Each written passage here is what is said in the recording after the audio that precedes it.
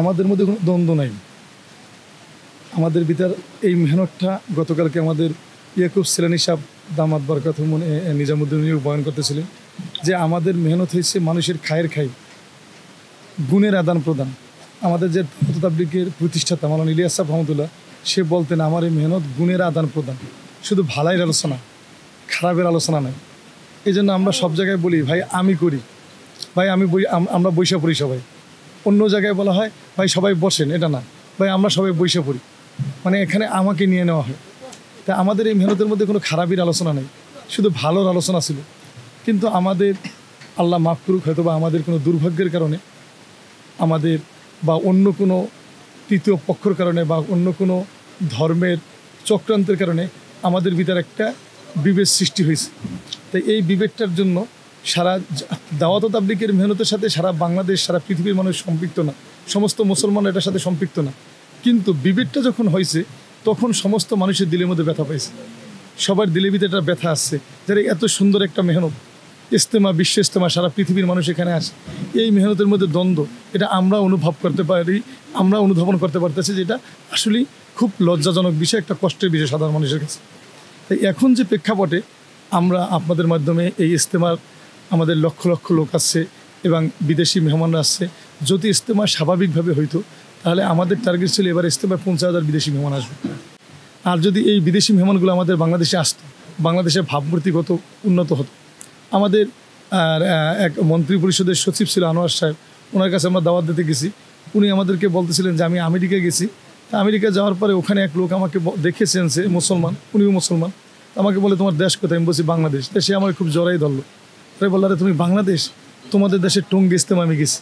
তো এই কথাটা যখন বলছে তখন আমার দিল এত বড় হয়ে গেল এবং সে আমাকে জোর করে খানা খাওয়াইলো যে তোমাদের দেশের টঙ্গীতে গেছি, তোমাদের দেশের মানুষ ভালো, তারা আমাদেরকে খুব মহব্বত করছে, ইকরাম করছে। তাই সারা পৃথিবীর মানুষ আমাদের এই বাংলাদেশে কিছু নাই। আজকে থেকে প্রায় 8-10 বছর আগে এই ঝামেলা আসার আগে এই টঙ্গীর ময়দানে আমাদের নিজামুদ্দিনে হজরত বয়ান করছেন যে এই টঙ্গী ইজতেমা, আমার এই কথাটা এখনও মনে পড়ে এবং খুব আফসোস লাগে। উনি ওই কথাটাই হইতে আছে, আল্লাহ মাফ করুক আমাদেরকে। উনি বলতেছিলেন যে এই টঙ্গী তোমাদের বাংলাদেশ, তোমাদের অনেক সম্পত্তি নেই, তোমাদের অনেক শক্তি নেই, তোমাদের দেশে এমন কোনো পর্যটন এরিয়া নাই যার জন্য সারা পৃথিবীর মানুষ এখানে আসে, কিন্তু আল্লাহ তাআলা তোমাদেরকে কবুল করছে, তোমাদেরকে আল্লাহ তাআলা পছন্দ করছে, কবুল করছে, তোমাদের ভিতরে কিছু সিফত আছে। এই সিফতের কারণে সারা পৃথিবীর আমেরিকার মতো দেশের ক্ষমতা নাই যে সারা পৃথিবীকে দাওয়াত দিতে প্রতি বছর যে আসো তোমরা আমার দেশে আসো, আমরা তোমাদেরকে থাকতে দেবো, খাইতে দেবো এবং তোমাদেরকে দিন শেখাবো। আমেরিকার মতো দেশের এই হিম্মত নাই, কিন্তু তোমরা বাংলাদেশের মানুষ সারা পৃথিবীকে প্রত্যেক বছর দাওয়াত দিতে আসো যে তোমরা আসো আমাদের দেশে এবং ইজতেমায় শরীক হও, তোমাদেরকে এখানে থাকা খাওয়ার জায়গা আছে এবং তোমাদেরকে আমরা দিনের মেহনত শেখাবো, এই দাওয়াত তোমরা দাও।